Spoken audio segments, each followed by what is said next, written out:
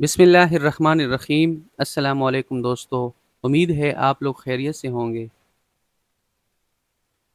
انشاءاللہ آج ہم relaxation of upper age limit rules 2008 کا پارٹ 2 سٹارٹ کر رہے ہیں۔ ویڈیو شروع کرنے سے پہلے آپ لوگوں سے ریکویسٹ ہے کہ اگر آپ اس چینل پر نئے ہیں تو اس چینل کو سبسکرائب کریں، بیل آئیکن کو پریس کریں تاکہ میری جتنی بھی امپورٹنٹ اپڈیٹس ہیں وہ آپ لوگوں کو ٹائملی ملتی رہے۔ اور اگر یہ ویڈیو آپ کو پسند آئے تو اپنے دوستوں کے ساتھ شیئر کریں۔ شکریہ۔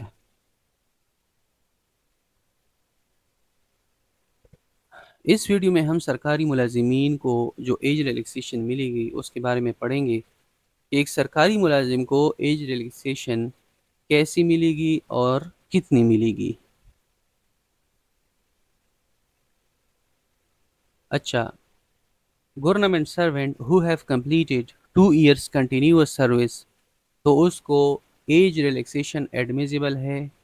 اپ to 10 years automatic relaxation. Automatic relaxation کا مطلب یہ ہے کہ اس ملازم کو ایج ریلیکسیشن کے لیے اپلائی نہیں کرنی پڑے گی۔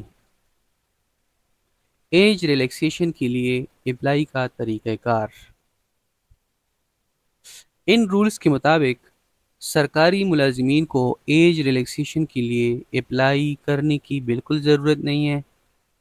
انہیں آٹومیٹیکلی ایج ریلیکسیشن ملے گی، بس انہوں نے ایج ریلیکسیشن کے حصول کے لیے صرف یہ 2 کام کرنے ہوں گے۔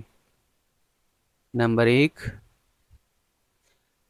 اپلیکیشن فارم میں سرکاری ملازمت کا ذکر کرنا ہوگا۔ ہر نئے اسامی کے لیے جب ایک امیدوار اپلائی کرتا ہے تو اس اسامی کا اپنا اپلیکیشن فارم ہوتا ہے۔ ہر اپلیکیشن فارم میں ایک سوال پوچھا جاتا ہے کہ کیا آپ سرکاری ملازم ہیں؟ تو ایک سرکاری ملازم نے صرف اس میں یس کے آپشن پر ٹک لگانا ہوتا ہے۔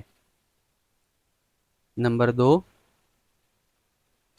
این او سی یعنی no objection certificate or departmental permission. N O C اور ڈپارٹمنٹل پرمیشن دونوں ایک ہی چیز ہیں۔ اگر ایک سرکاری ملازم نئے اسامی کے لیے اپلائی کرنا چاہتا ہے تو اسے اپنے محکمے سے این او سی لینی پڑے گی کہ میں نئے اسامی کے لیے اپلائی کر رہا ہوں۔ مثال کے طور پر ایک پی ایس ٹی استاد کی عمر 35 سال سے زیادہ ہو گئی ہے اور وہ سی ٹی کے اسامی کے لیے اپلائی کرنا چاہتا ہے تو اسے صرف ڈسٹرکٹ ایجوکیشن آفس سے این او سی لینی ہوگی اور اپلائی کرتے وقت اپلیکیشن فارم میں صرف یہ لکھنا ہوگا کہ میں ایک سرکاری ملازم ہوں۔ لیکن شرط یہ ہے کہ سرکاری ملازم کو تب ایج ریلیکسیشن ملے گی اگر اس نے 2 سال لگاتار سروس کی ہو۔